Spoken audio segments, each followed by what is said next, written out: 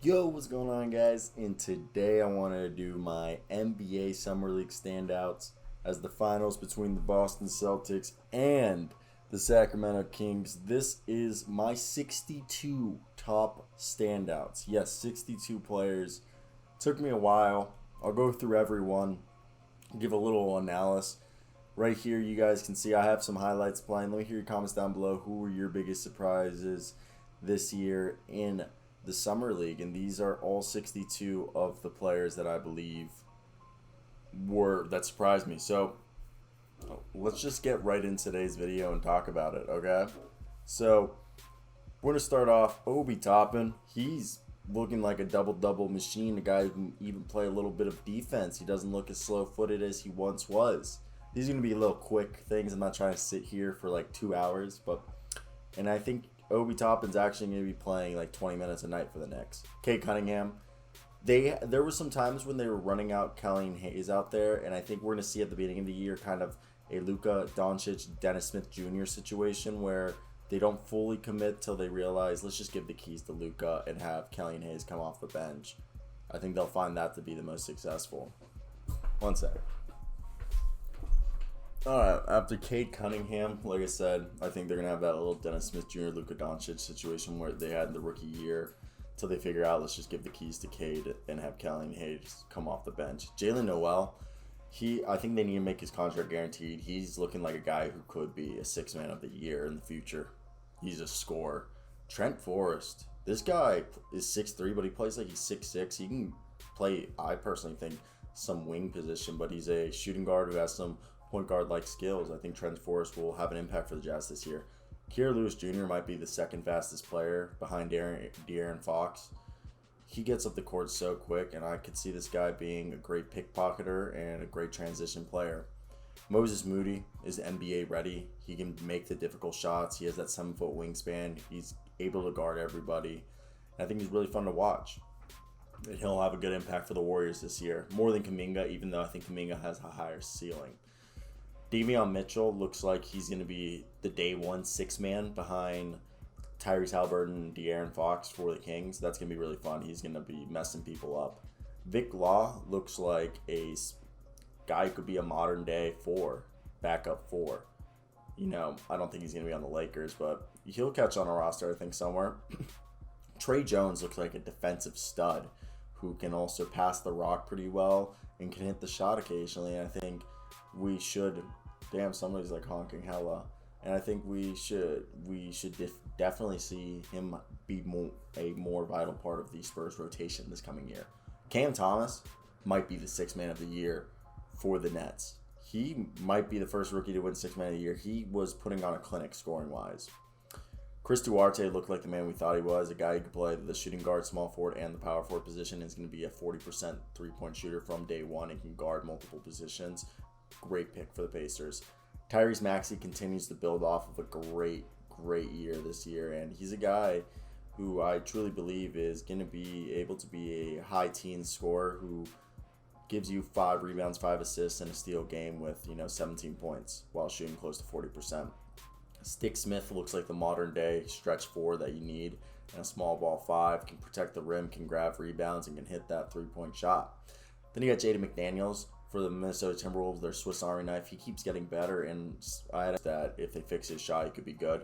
Sam Hauser is a guy who's on a 2-way contract, but I truly believe that if they do struggle with 3-point shooting, he might be brought up because he already is probably one of the top 20 best 3-point shooters in the NBA.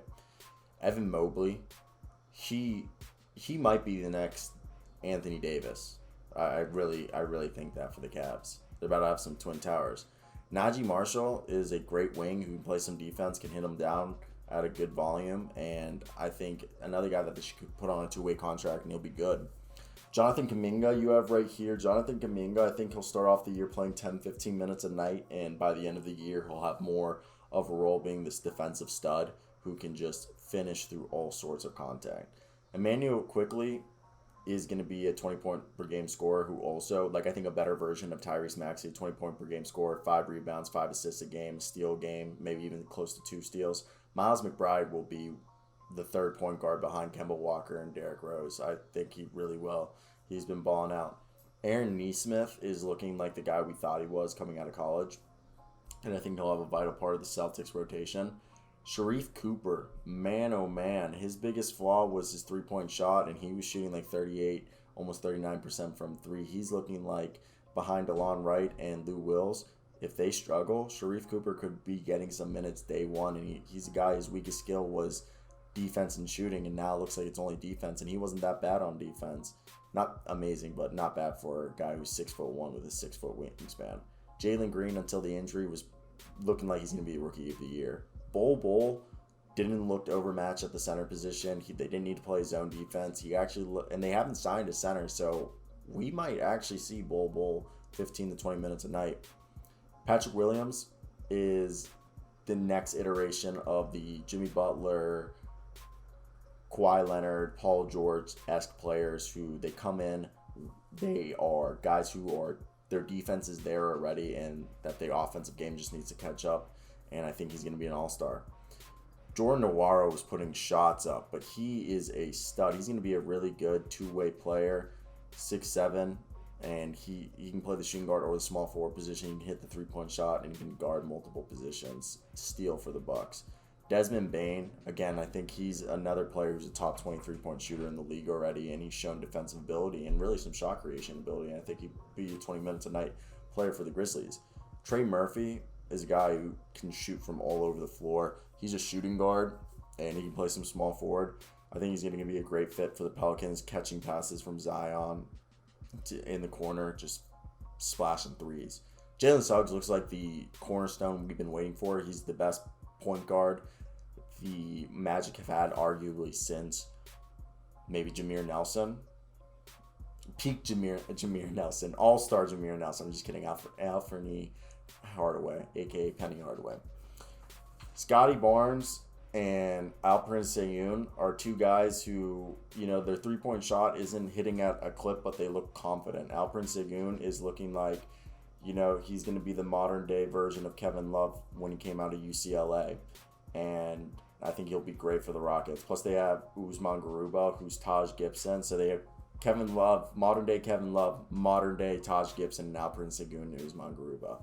Scotty Barnes, another guy, he's willing to take the three-point shot. Nick Nurse is a three-point god. He created the Nurse pill. If you guys do not know what that is, it's a ball that literally makes you a better three-point shooter. If you guys haven't read Nick Nurse's autobiography, go read it. So worth it.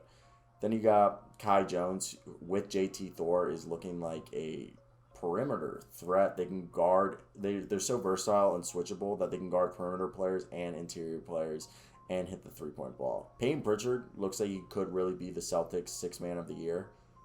He's just putting up points in bunches, and he's very fun to watch. Devon Vesels looking like the 3-and-D god that we expected, and I think he'll be playing like 25 minutes a night for the Spurs. Josh Primo looks like he had some good moments, but he also looks like he's a year away from being a year away. So I think it'll be good. Udoka Zimbuki, they signed Hassan Whiteside and Rudy Gobert got exposed. I think we're going to see Udoka, because I think Udoka would have a better chance guarding perimeter players than Rudy or Hassan Whiteside. Maybe I'm biased because I go to the University of Kansas and I've seen Udoka play, so Dokes of the man. Max Strus is a three-point god.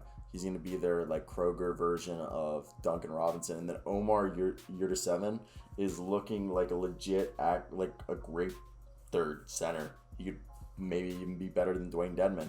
Mikhail Teague put up points in bunches, and so did Romeo Weems. They're two guys who probably won't make the roster for the Utah Jazz and the Memphis Grizzlies, but they didn't look bad. Xavier Tillman is the perfect big man to put next to Jaren Jackson, a guy who can hit the three-point ball. He can do all the dirty work, block shots, get steals. Just per moments, probably not going to make the roster. Marcus Garrett needs to be put on a two-way contract, okay? Marcus Garrett had his first game 6 steals, in the second game 4 steals. He was shooting almost 80% from the field and not bad from three and not a terrible free throw shooter. I think Marcus Garrett's going to be a very good NBA player. Again, biased because I got a KU. Jericho Sims, he's replacing Norvel Pele, and I think Nerlens Noel, if they either trade Noel or Mitchell Robinson when they decide if they're going to extend or trade Robinson, Jericho Sims can fill in the next backup, whoever they end up trading, Noel or Robinson. Sims could become that backup center by the end of this year. Dwayne Washington Jr. has been great for the Pacers. Josh Christopher Also, both of those guys, Dwayne Washington, is probably going to be on a two-way contract, and we could see him get some minutes. But Josh Christopher is definitely going to get minutes, and if he can just become efficient and not have tunnel vision, he could be a good NBA player.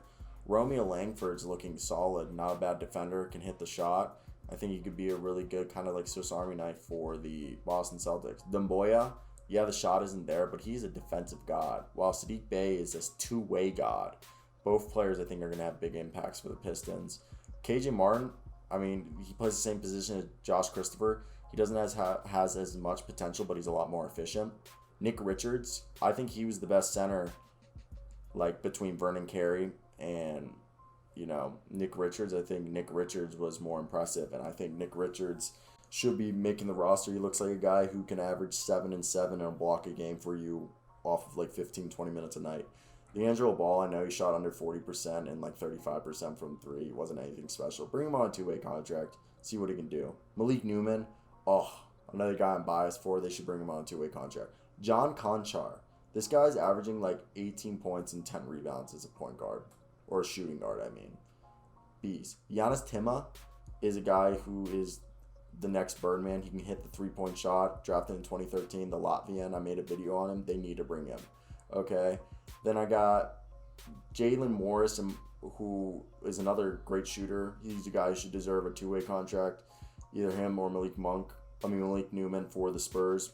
Then Marko Simonovic could get a two-way contract. Danny Oturo just got traded to the Grizzlies. I think they should bring him up. He looks like a beast. Luca Garza looks like a stronger and more efficient version of Enes Kanter.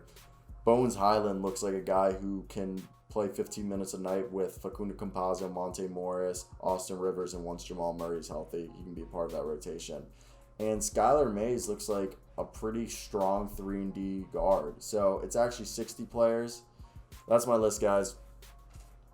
That was a lot. That's it for me. Like and subscribe.